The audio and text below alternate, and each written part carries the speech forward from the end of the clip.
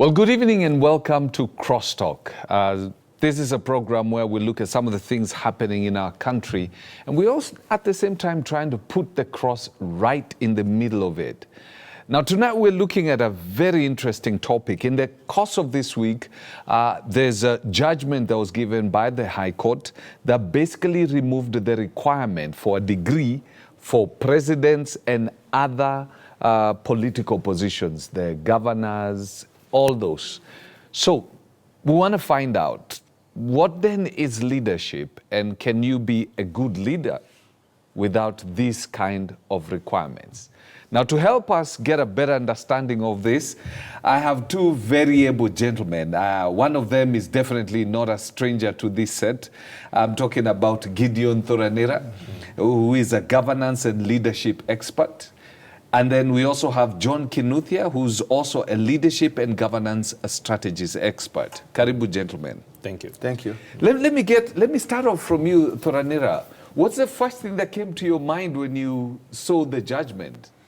Well, may I say that I wasn't very surprised, because the Kenyan courts of late have been giving us surprising rulings Yes. on different cases. But of course, for those who are keen on leadership issues and where the country is going, and not just the country, but the world generally, of course, it sets our minds thinking whether really that's the ruling we should go by, or someone needs to step in and try to bring about change. Because for me, from where I sit, I don't think that's a good precedence for this country. Yeah. John? Yes. So I actually was not surprised as Gideon, but I hold a dichotomous view on the same. For you to be president, there are, in my opinion, three different aspects to being president. There's the leadership aspect, there's the management aspect, and then there's a political aspect. Not all three may require a degree. And, case in point, the second president of this country only went to a teacher's training college, Tambach Teacher's Training College, after his secondary school. Yet we call him the professor of politics. Yes. And people, literally, to give him that title, it's a global, globally renowned title. So the first president, the third and the fourth, and now the fifth, all had various educational credentials. Our current president has the highest; he has a PhD. So, in my opinion, the dichotomous view is, one, you do need somebody to be learned, exposed, able to carry on, not just a conversation, but to manage people and to be able to, go to global settings and platforms and come across as somebody who knows what they're speaking about, is educated, is well-versed, and can articulate a point of view. On the other hand, to manage a country and to manage people, and the leadership skills that are honed therein, you do not necessarily require that university degree per se, but the experience and seasoned leadership that is honed of whatever you bring to the table. I heard you saying that you need to be learned. Do we equate learned to degree? Excellent question. So it's a debate that's been going on. I started my career as a management consultant, or in the management consulting field. And one of the big four firms recently made a decision that internationally, that they did not necessarily require a university degree to qualify their consultants and auditors. And it's an ongoing debate. So the aspect of being learned refers to your post-primary, post-secondary, which means your tertiary education. You need to at least have gone to a tertiary institution, learned something beyond your basic, the foundational, and the secondary. There's a reason they call it primary, foundational, and then the secondary. And then now the tertiary gives you a specific skill set. Now, so if you go to a tertiary, yes, then you're learned. And it's a debate. You hear lawyers calling themselves learned friends. fellows, Yeah? yes. So it's a debate because a lot of people go into certain fields because your father, your mother, your parents, whoever is sponsoring your education required you. And then later they find out, I need a specific skills. A lot of people don't even So study. what is the key thing we need in leadership? Maybe I bring you in, Thoranira. Okay.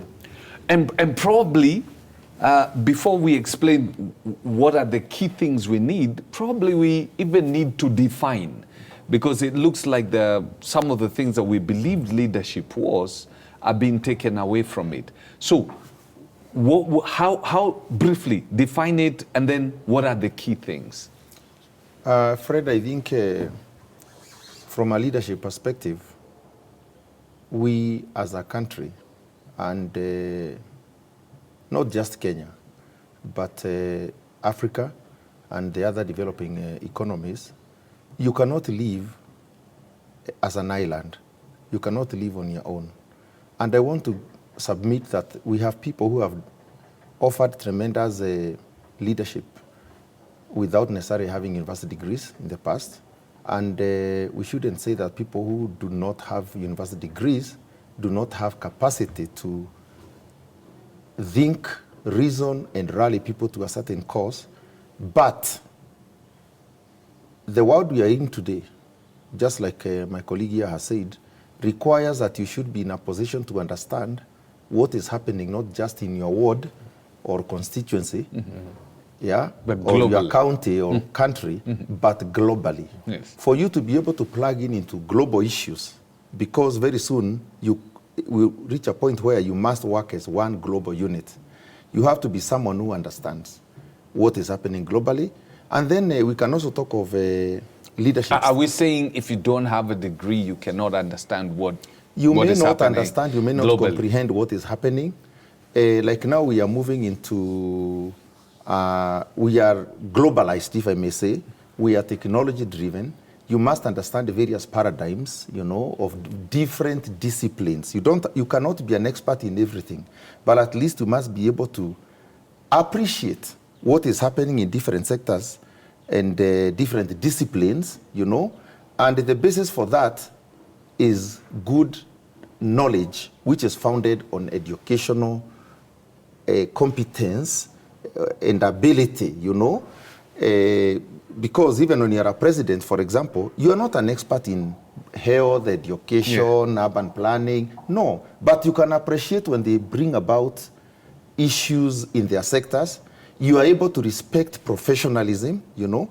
And if you look at even educational evolution that we are undertaking even as a country and globally, if you do not appreciate education, you know, if you have not gone through proper educational training, you may not see value in that. Proper educational training, in this case, university. Why university is good, Yes. just like secondary and even primary, is because it has standards. There is some standardization.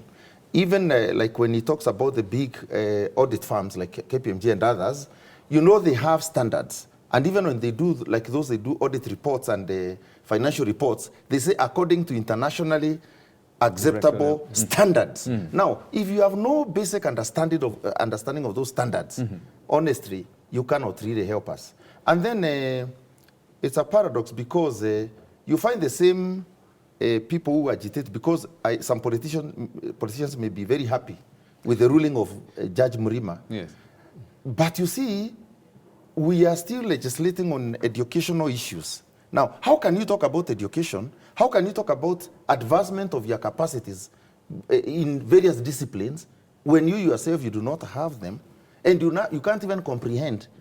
And that is the problem I have personally with some of the things I see happening in our own country. Because, for example, if you're leading a sector, say health or say education, you need to be knowledgeable in that field, honestly, because especially if you sit at policy level and you are governing or you are leading professionals. From your consideration, it was more of a political ruling than...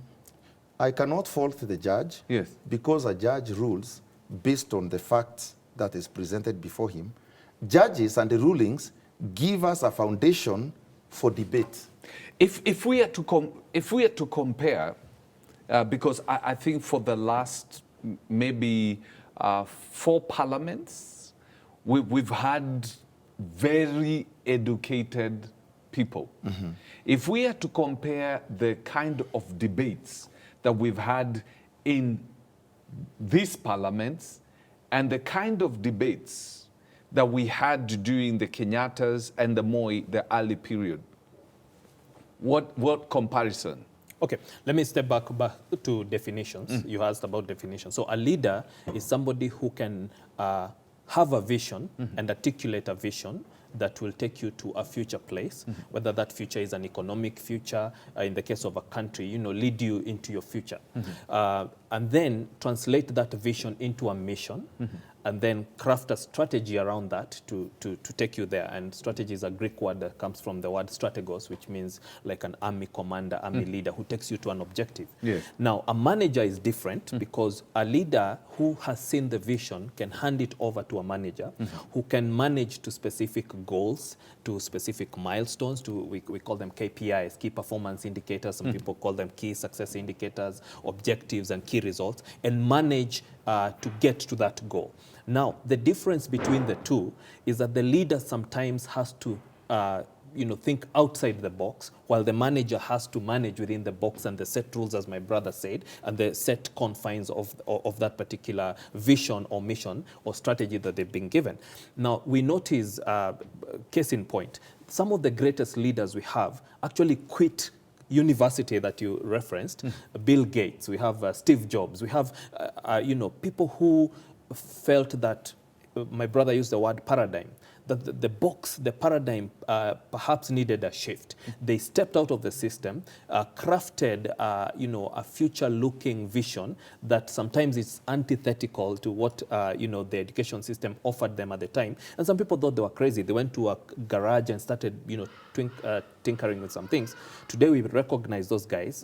Bill Gates formed Microsoft, one of the richest guys around. Steve Jobs, his products are still global leading. So there's a leadership aspect that, to my brother's earlier point, may require that seasoned experience and the capacity to have a vision and then rally people. And this is a key point and the key differentiator between a leader and a manager. You're able to influence people to move through. So, are we saying for a leader, if you don't have the I'm trying to base it on what Murimo was saying. Yes. If you don't have a university degree, you cannot be able to see a vision, you cannot be able to strategize, and you cannot be able to rally people towards There's an aspect point. of Judge Murima's judgment that pegged it to the decision about MPs, and said as long as it stands like this, then it's like this. And then he gave a sort of caveat. If that should change in future, then we can revisit this. But the point is, most of the leaders, because of their seasoned experience and what it's taken to deliver the vision, and sometimes it's what is called the school of hard knocks. You make mistakes, you learn from them, and then you become better. Then they are good managers over time. But not all managers are good leaders, and this is a key differentiator. So part of the thinking, even going beyond the judgment, which is why I said I have a dichotomous view that perhaps there's some good in it, is that it locked out some Kenyans. Most of our leaders, especially in the business economic world, may not have been people who went to school. In fact, we talk a lot about that. I have a friend, I train boards of directors and CEOs, and I have a friend who was a goat herder, never went to school, and right now he's a serial entrepreneur who's launched almost 30 successful businesses. He just got his PhD in governance and leadership, and he's now a lecturer in a university. But you see, he did it from the answer. He started from the entrepreneurship without education and worked backwards. And I have another friend, he's a KDF colonel, who is one of the best, fighter pilots we have in the country. Again, he was herding goats, somewhere, and then he was attracted to the education system. So we need to be careful, because sometimes we may lock out some Kenyans who may have the seasoned experience, but not necessarily the degree. One of the things I mentioned, Fred, which supports some of the people that my colleague is talking about, is that it does not mean that you do not have a university degree, you cannot be an innovator or you cannot be a leader. But when it comes to national or public leadership, you must be checked. Even if you are Bill Gates, you come, he's an entrepreneur, he's a businessman. We've read of people like Jenga Karume, who worked from you know, but when it comes to people mobilization, you know, rallying people towards a cause, and I like what he has said, that as a leader, you set the vision. You know the difference between leadership and management. A leader thinks outside the box. There's no box for a leader. A leader thinks about going beyond the horizon. But a manager has to be confined and to the short, how. you know, objectives, you know, leaders from here to here within these confines. You can't go out beyond this line. You can't go beyond this. That's why they are called managers. But leaders to leaders, there are no lines. Now, when you become an occupant or you occupy a public leadership position, you are managing people. It is not about you. It is about the people that you lead. Because like when we call you a public leader and we give you an office, it is not about you. It is about the people that you lead. You may be having all these great ideas, but they must be checked. As a president, you are the leader with the vision. Yes. Then you appoint managers, CSS, who will come now. You And have this vision. Yes. Now they manage and panel beat it to become what you want to achieve. Hold on to that thought. I need to go for a short break. When we come back, I'll pick up on that and we'll pick up with you. Thank you. All right. All right, thank you. Let's take the short break. Leadership, do you need a degree? Do you support what Justice Murima basically ruled in as far as for the leadership of the country right now, president and all the others, you don't need a degree? Your thoughts?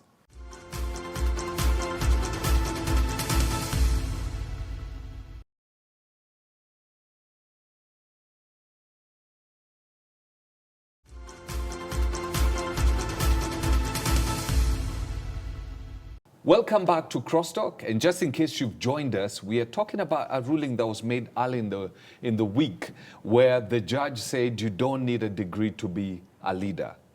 Do you? Now, just before we went for the break, Thuranira, you were talking about different aspects of the leadership and the things that you need to put it all together. Yes. Yeah, and you raised an issue about where a leader is capable of bringing in experts to bring in that synergy and moving forward to the vision within set confines. Yes. I think that is possible. But what we are saying is, if I may want to be very brief, it is possible to lead, and we have leaders who do not have education, the way I would like to look at it. But we also have leaders who have both the knowledge, the capacity, the gifting, and the talent, but they also have education. Yes. And we are not in shortage of such.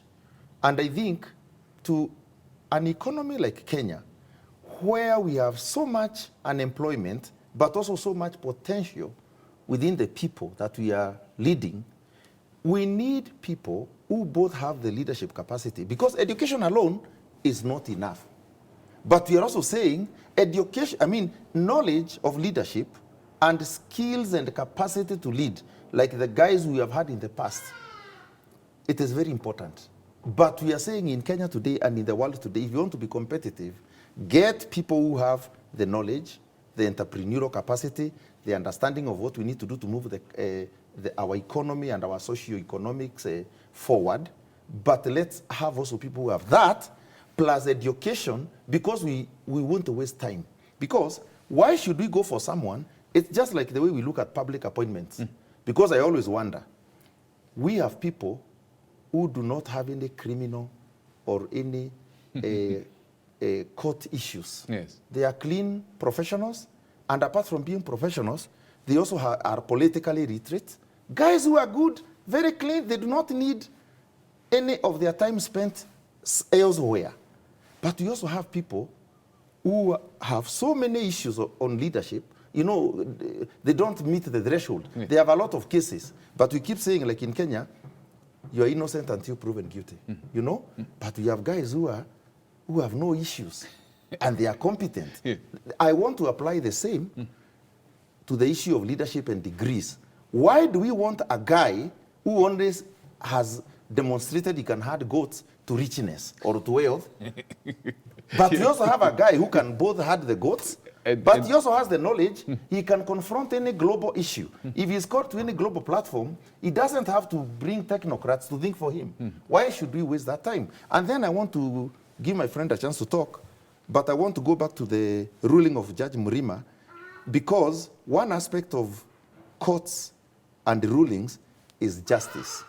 Based on what we have in Kenya today, the judge was right in the ruling that he made because he wants to bring fairness. You know, it is now incumbent on us, the Kenyan public, to challenge that fairness and bring in other issues that can add value, so that you don't just come and say you need a university degree. We need to say why you need a university degree, in addition to the knowledge and the capacities that you have. But I must also remind people, lest people think I'm saying those who don't have degrees can't lead. I am saying we have incredible guys in this country who have not been to high school. They have created wealth. You know, they have led people and championed social issues, you know, to some positive position. But we are also saying we need some standardization where we are confident that what you are thinking and what you are bringing to the table does not need to be subjected to a lot of time-wasting panel beating, you know, to bring them into perspective. Yes. So you asked a question about you know, the cabinet. So one of the key differentiators of a good leader is the ability to source or look for or identify talented people, qualified people, skilled people, bring them to the table and engage them to fulfill the aspects and the requirements, the vision, and the different you know, wheels that must stand. And one of the key differentiators of who succeeds in that is your ability to identify this is the right person to do this and that is the right person to do that. And again, when you look at the cabinets we've had, you can see that differentiator. Now, there's a debate, and to build on what my brother has said, there's a debate about, one, so many Kenyans have university degrees, but not all those have the capacity to lead. There's always a debate about the academic versus the practical, the theory versus the execution. And over time, look at the leaders, and it's always good, the best teacher is history, and sometimes in retrospect, you see a lot of things you couldn't have seen. Jesus Christ did not have a university degree. Muhammad didn't have a university degree. I don't know about Buddha, but likely he didn't have a university degree as well. You know, Gandhi did. So you start noticing that the leadership aspect, like my brother said, that needs you to see beyond the horizon so that future generations will still rely on your capacity to have that vision and impact. That has little to do with a university degree. Now, the question is, how much do you need to back up that vision with knowledge? There's always the debate about, you know, which is the right degree. For example, like I said earlier, some people do find I did this particular course because my parents wanted me to study, but my passion is in this particular area. My talent is in this particular area. My God-given skill and ability, where I don't even have to, you know, to struggle. It comes naturally, is in this particular area. And that's why you see somebody goes and educates themselves now in that particular area, gets skills. And sometimes it's not just a university degree, you have certifications and all that. Now the question becomes, you know, is a university degree a good indicator of leadership? And to my brother's point, the judge was right and fair. Do you think it is? Not necessarily. Current president, his background is botany.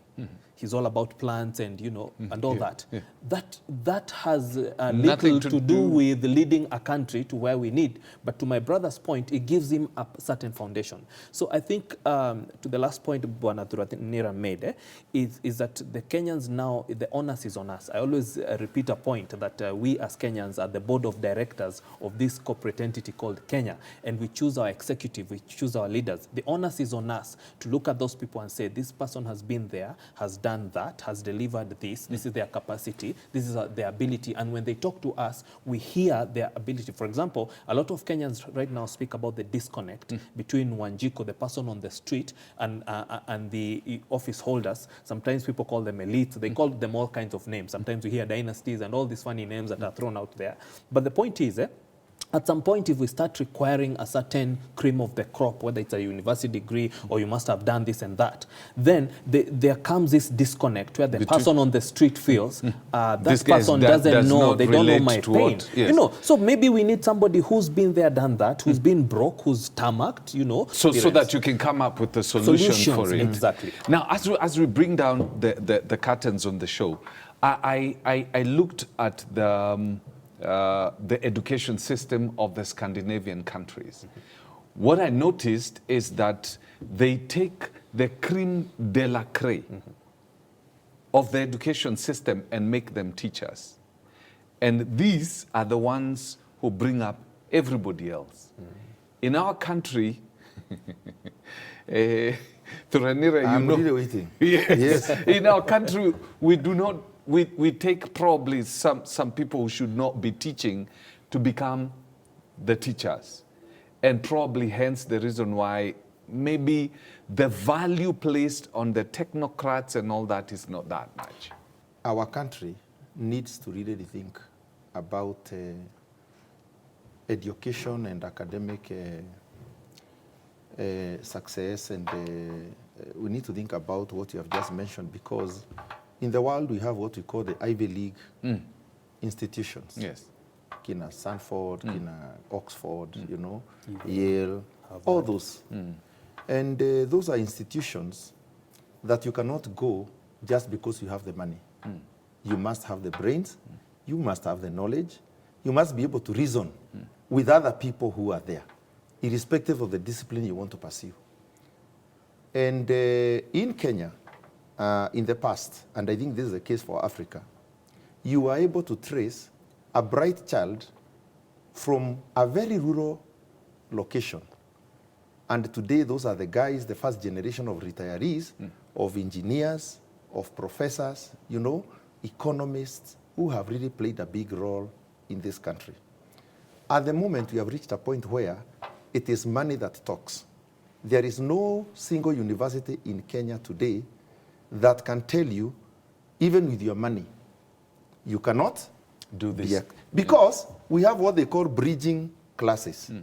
So that if you failed, you can still do a few exams to bridge and qualify and join. You find yourself in a class with someone who was a straight A student from a very rural place, or even a very good place in Nairobi, because you don't have to be rural to be exceptionally brilliant, academically speaking. And I think to us that is a very big tragedy, because we are killing potential for fineness, you know? We need to have institutions in Kenya where we say these are reserved for those guys who can lead us into innovation, into possibilities that require knowledge and thinking. Finally, I want to remind you of a statement that is usually given when people are graduating in Kenya. When you're getting any degree, you are told, I give you power to read and do all that appertains to this degree. To me, what that means, when you get that basic degree, when you have satisfied the board of examiners, as they usually say, it simply means you are not an expert in everything, but your head is functional. You can, I mean, your intellectual faculties, my brother, they are functional. You can apply yourself, just like our president is an expert, a PhD in plant sciences, but it means he can understand other disciplines because he has certified the board that he is able to think and appreciate other schools of knowledge and allow them to thrive. Your first time I heard that statement, I give you the power to read, was in a Kalenjin accent. I give you the power to read and to, you know, it was a professor of politics who was a teacher. Jesus Christ was a teacher. So your point is very important, that we have undermined the value of teachers. Sometimes there's a debate about even who brings up the kids, the house helps you have in the house and all that. Look at your child, their skills, and they don't have to go to that Yale and Harvard and those top schools, but there's a foundation that is needed. And I think this is a healthy debate that we should continue as Kenyans, because we don't want to lock out any Kenyan, and on the other hand, we don't want to lock out leaders who can take us where we need to be. Well, with that, we bring down the curtains on the show. Thank you very much, gentlemen. Thank you. Thank you. I hope you've gotten, you know, bits and pieces of information that will help you basically generate your own opinion in as far as this particular topic is concerned. Let's do this again next week, same time. Do have yourself a lovely evening.